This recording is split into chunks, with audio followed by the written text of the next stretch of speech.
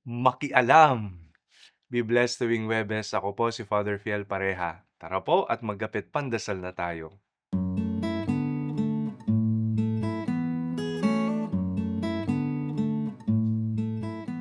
Madalas negatibo ang tunog ng salitang makialam.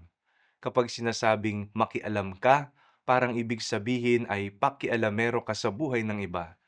Laging may komento, may say, may puna sa desisyon ng kapwa. Sa karanasan natin, nakakairita ang ganitong pakikialam. Parang panghihimasok, parang panggugulo.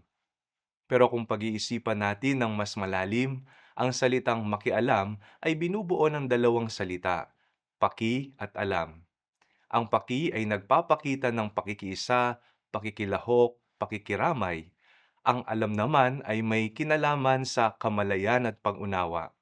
Ibig sabihin, ang tunay na makialam ay hindi basta pakikialam, kundi pakikiisa na may kamalayan at malasakit. Hindi ito tsismis o panghihimasok, kundi puso na handang makiramdam at umunawa.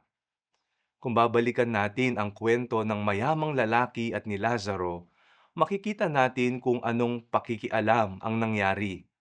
Ang mayaman ay hindi naman direktang nanakit, pero wala siyang pakialam. Araw-araw niyang nakita si Lazaro sa may pintuan, sugatan, gutom, naghihirap, at pinili niyang huwag makialam. Ang kasalanan ng mayaman ay hindi lang kasakiman, kundi kawalan ng pakialam. Alam niya ang sitwasyon, pero wala siyang paki. Kaya sa huli, siya ang nagdusa. Marami ring Lazaro sa paligid natin, sa pamilya, sa komunidad, sa trabaho. Hindi lang pulubi ang nangangailangan. May mga sugat ang puso, may mga nalulugmok sa problema, may mga tahimik na umiiyak. Ang tanong, nakikita ba natin sila o tulad ng mayaman, sanay na tayong dumaan at hindi makialam? Manalangin tayo.